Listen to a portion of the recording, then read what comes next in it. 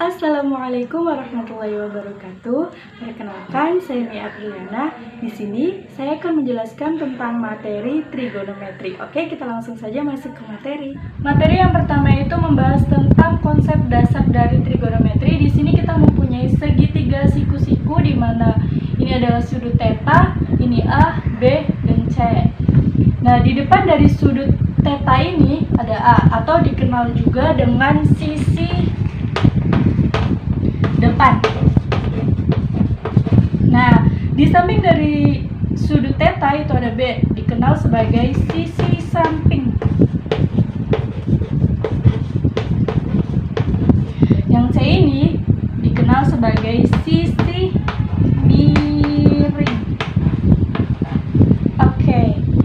Nah, sisi depan ini kita tulis sebagai D supaya kita mudah mengingatnya. Kemudian ininya sah dan ininya mi. Oke. Nah, di dalam trigonometri itu kita mengenal tentang 3 hal utama. Yang pertama itu ada sin, ada cos, dan ada tan. Nah, sin theta itu sama dengan sisi depan dibagi dengan sisi miring. Sisi depan itu kan D dan sisi miringnya itu mi, berarti D mi, atau sama dengan A C, A per C. Kemudian cos theta itu sama dengan, cos theta itu merupakan sisi samping dibagi dengan sisi miring. Sisi samping itu sah dibagi sama sisi miring, berarti mi, sami, atau sama aja dengan B per C. Nah, selanjutnya itu ada tangan theta. Tangan theta itu merupakan sisi depan dibagi sisi samping. Nah, sisi depan itu kan D, berarti D per samping, desa. Itu ya. Sehingga sama aja dengan D itu kan berarti A. A per sa, sanya itu B, berarti A per B. Tadi kan kita sudah mengetahui nih, sin theta itu A per C, cos theta itu B per C, dan tangan theta itu A per B. Nah, di dalam trigonometri itu mempunyai kebalikan. Kebalikan dari sin theta itu merupakan cosecant theta, dimana sama dengan 1 per sin theta, atau sama dengan 1 dibagi sama A per C per C, sama dengan C per A. Kemudian kebalikan dari cos theta itu merupakan secant theta. Nah, sama dengan 1 per cos theta, atau sama dengan 1 per cos theta itu kan B per C, jadi B per C, atau sama dengan C per B. Nah, kebalikan dari tangan theta itu ada cot tangan theta, sama dengan 1 per tan theta, atau sama dengan 1 per tan theta itu kan A per B, A per B, atau B per A. Nah, kemudian setelah kebalikan itu kita ada pembahasan tentang perbandingan.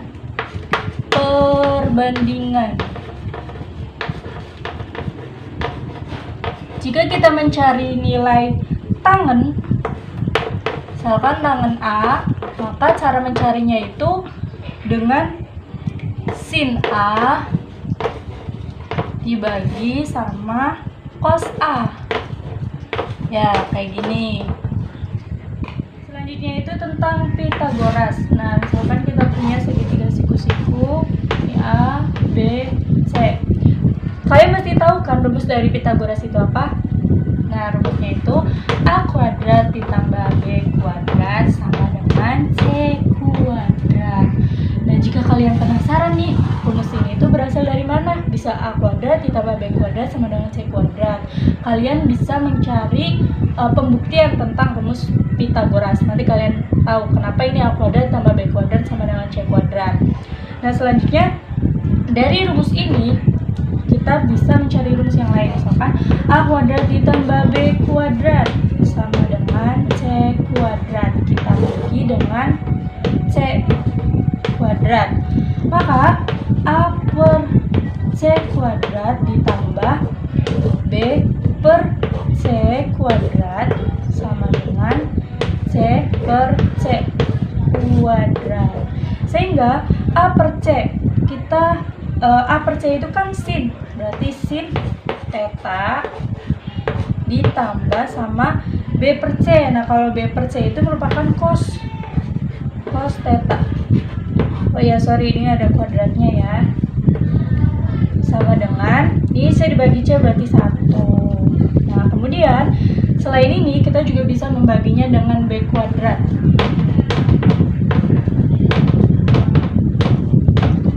Bagi B kuadrat.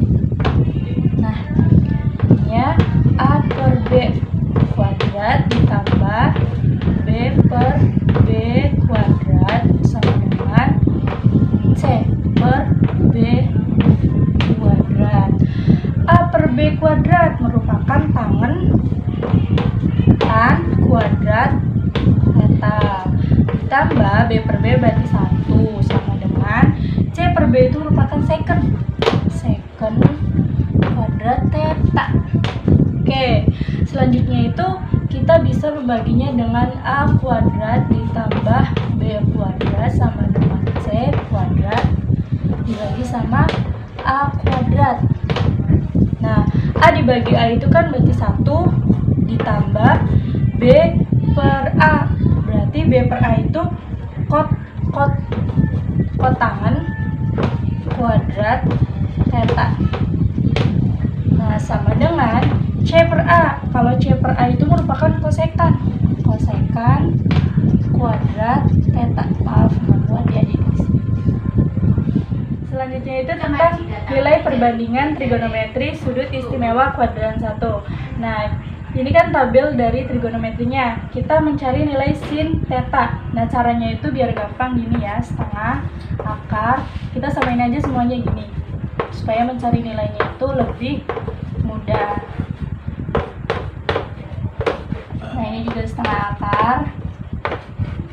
Nah, terus ini 0, 1, 2, 3, sama 4. Setengah dikali akar 0 sama dengan 0. Setengah dikali akar 1 berarti setengah. Setengah dikali akar 2 sama dengan tetap ya, setengah akar 2. Kemudian ini setengah akar 3 berarti tetap juga setengah akar 3. Kemudian setengah dikali akar 4. Akar 4 itu kan 2, jadi setengah dikali 2 sama dengan 1. Nih, kemudian kalau kita mencari cos theta berarti kebalikan dari sin theta. Nah, sin theta itu kan dari sini nih nulisnya, berarti 1, terus setengah akar 3, terus setengah akar 2, nya setengah, kemudian 0. Kalau mencari nilai tan theta berarti ingat perbandingan yang tadi saya jelaskan, yaitu tan A sama dengan sin A dibagi cos A. Berarti tan theta sama dengan sin theta dibagi cos theta. Nah, sin theta-nya itu kan 0. 0 dibagi 1 berarti 0. Kemudian setengah dibagi sama setengah akar 3 berarti sama dengan 1 per akar 2. Maksudnya setengah 1 per akar 3 gini ya. Kemudian setengah akar 2 dibagi setengah akar 2 itu 1. Setengah akar 3 dibagi setengah sama dengan akar 3. Kemudian 1 dibagi 0 berarti tak terdefinisi. Oke, ini membahas tentang kuadran. Nah, kuadran itu mencari nilai sin, cos, dan tan dari sudut yang lain menggunakan informasi dari sudut istimewa yang tadi. Nah, di dalam kuadran 1 itu dari 0 derajat sampai dengan 90 derajat.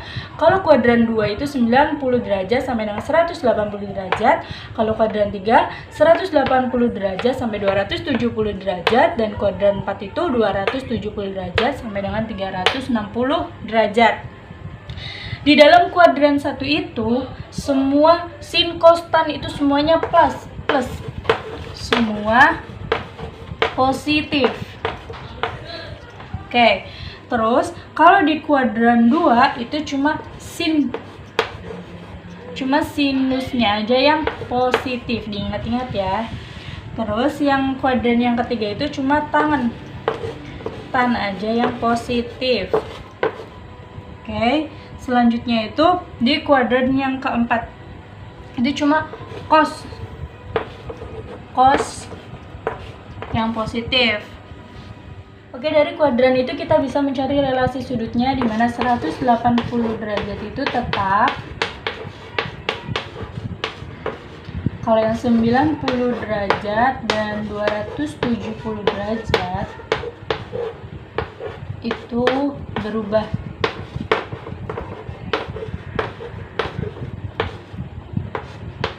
Nah, apa sih maksud dari tetap dan berubah ini? Oke, kita langsung saja ke contoh soal supaya kita itu tidak tersesat ya.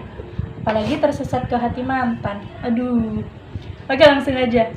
Contoh soalnya gini ya.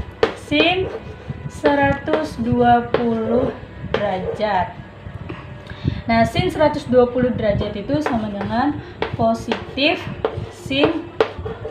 Misalnya kita mau pakai yang 180 derajat, berarti sin 180 derajat dikurangi sama kira-kira hasilnya itu 120, berarti sin 180 derajat dikurangi sama 60 derajat. Sehingga sama dengan ininya positif sin 180 dikurangi sama 60. Nah, 180 itu kan tetap ya, berarti nggak usah ditulis, langsung ke 60-nya. Ini nih yang negatif ini nggak berpengaruh, jadi nggak apa-apa. Kayak gini nih, positif sin 60. Nah, sehingga hasilnya itu sin dari 60 derajat itu kan setengah akar 3. Nah, gitu.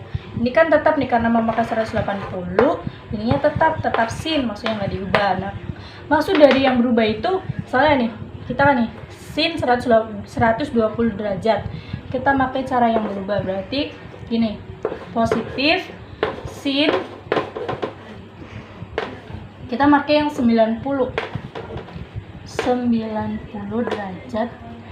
90 derajat ditambah berapa nih? Kira-kira hasilnya itu 120 derajat. Berarti 90 ditambah 30 derajat. Nah, sama dengan ini tetap positif. Nah, karena ini 90, nah ini kan berubah nih, 90 itu berubah, berarti sinnya itu berubah jadi cos. Kemudian setelah berubah, ini kan 90-nya ini dari sini nih, berarti kita tulis yang 30-nya aja. 30 cos 30 derajat. Sama dengan, ini kan positif ya, berarti nggak usah ditulis. Positif cos dari 30 derajat itu merupakan 1/2 akar 3. Gitu. Sama kan hasilnya 1/2 akar 3, 1/2 akar 3. Ini pakai cara yang berubah, kali ini pakai cara yang tetap. Sekian penjelasan dari saya tentang materi trigonometri. Semoga video ini bermanfaat bagi kalian ya. Kurang lebihnya mohon maaf. Wassalamualaikum warahmatullahi wabarakatuh.